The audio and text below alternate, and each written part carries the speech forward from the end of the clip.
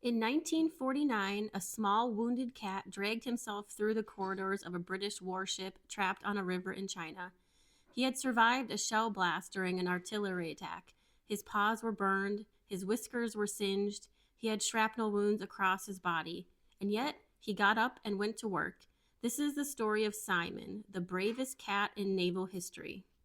Hey everyone, welcome back to Tales from the Past, the channel where we uncover the incredible true stories of cats throughout history. If you love cat history, you are in exactly the right place. Today's story is different in tone. It's not just about survival, it's about courage, about what one small cat meant to a crew of men trapped in an impossible situation, and how he showed up for them every single day, even when he was wounded himself. Before we get into it, a little context. It's 1949. World War II is over, but the world is far from peaceful.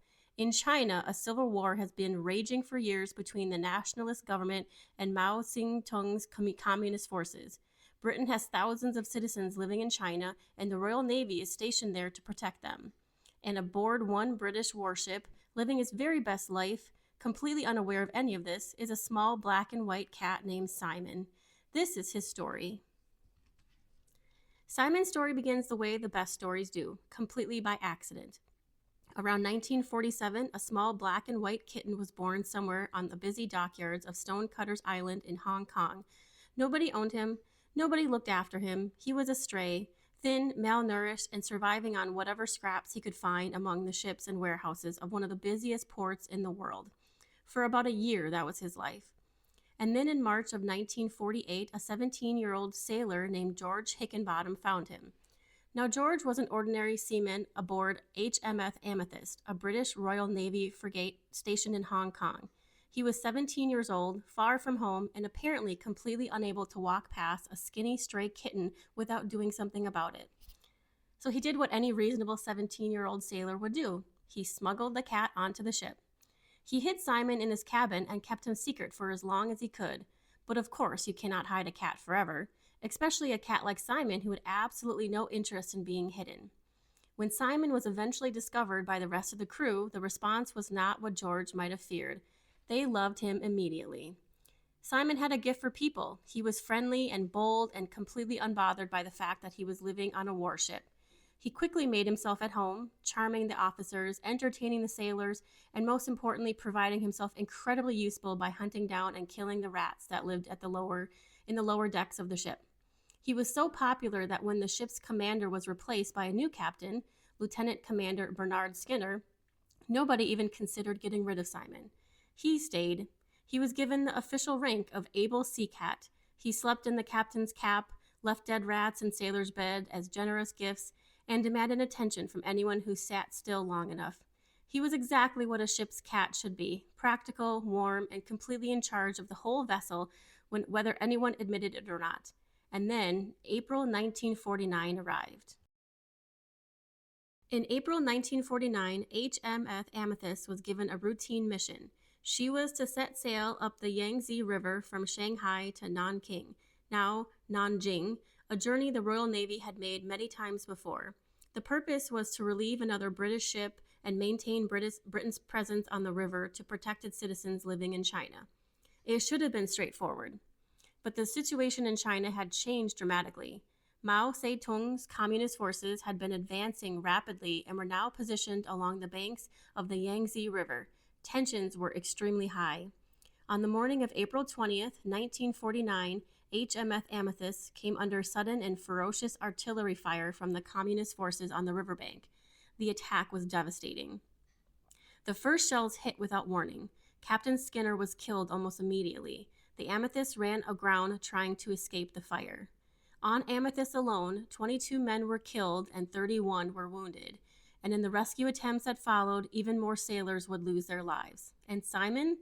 A shell exploded near the captain's cabin where Simon had been sleeping. The blast hurled him across the ship.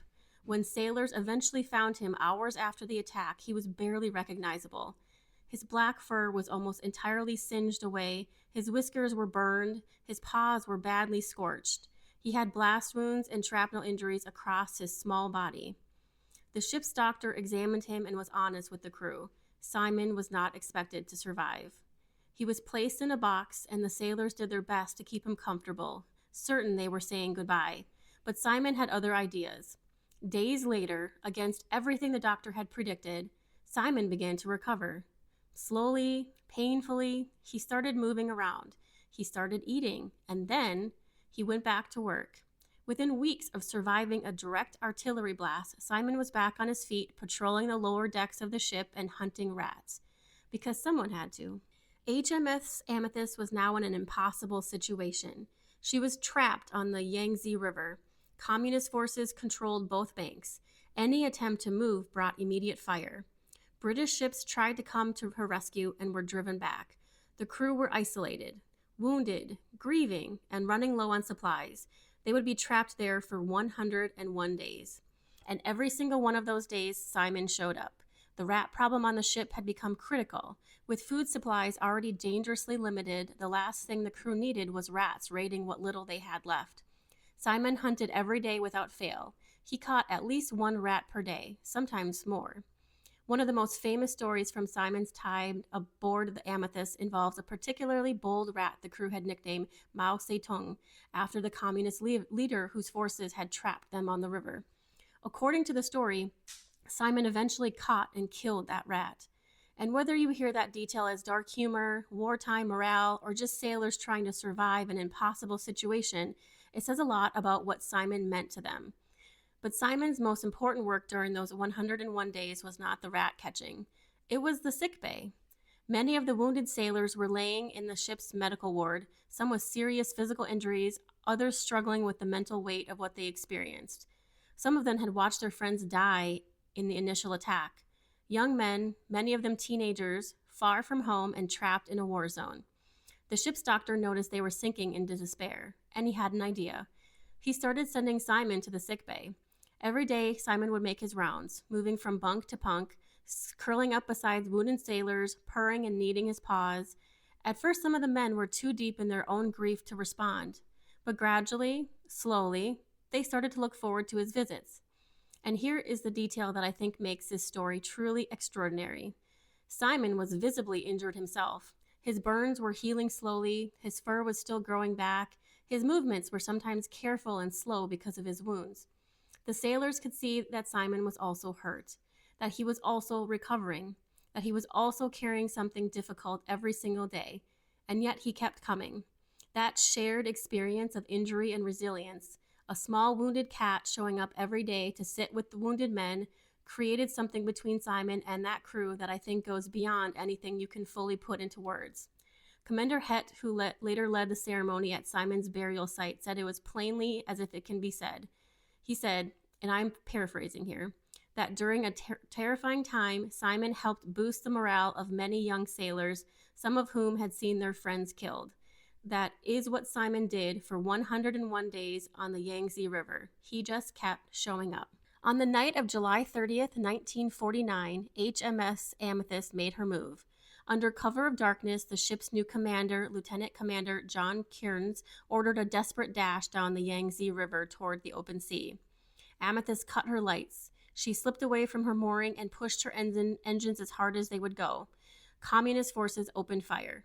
Amethyst kept going. She took hits. She was fired on repeatedly, but she kept moving, faster and faster, until finally in the early hours of July 31st, she broke through to the open sea.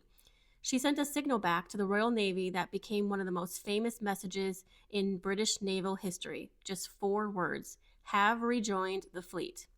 101 days, and they had made it, and Simon was aboard, still patrolling, still hunting, still completely unbothered. When HMS Amethyst finally returned to Britain, the crew received a hero's welcome, and Simon received something extraordinary. He was awarded the Dickin Medal, an animal equivalent of the Victoria Cross and the highest honor any animal in British service can receive. His citation noted his rat catching, his visits to the wounded, and his role in raising the morale of the crew during one of the most difficult ordeals any British ship had faced since the Second World War. He remains to this day the only cat to have ever received the Dickin Medal. His ribbon cat citation is one of the most remarkable officer military documents ever written. It formally commends him in full naval language for hunting down and destroying Mao Zedong the rat and for showing unrelenting faithfulness from April to August 1949. The Royal Navy gave a cat an official military citation for killing a rat they had named after a communist leader. It was one of those strange little details that makes history feel almost unbelievable and somehow very human. But Simon would not live to receive his medal in person. After arriving back in Britain, Simon was placed in quarantine, as all animals entering the country were required to be at the time. He had come so far and survived so much, but the combination of his injuries and the stress of quarantine were too much for his small body. Simon passed away on November 28, 1949. He was approximately 2 years old. He is buried in the PDSA Animal Cemetery in Ilford, Essex. His gravestone reads simply, "Served in HMS Amethyst. Throughout the Yangtze Incident, his behavior was of the highest order." I think about that gravestone a lot. Of all the things you could say about a cat who survived an artillery attack and spent 101 days keeping a crew trapped and grieving, sailors going, his behavior was of the highest order. That is exactly right. When George Hickenbottom smuggled a skinny stray kitten onto a warship in 1948, he had no idea what that cat would become. But when it mattered, Simon was ready. That feels very cat to me. Thank you so much for watching this episode of Tales from the Past. If Simon's story moved you, please subscribe because we have so many more incredible cat stories coming. Share this with a fellow cat lover or history fan. These stories deserve to be heard. And drop a comment below. What do you think Simon was thinking during those 101 days on the Yangtze River? I will see you next time on Tales from the Past.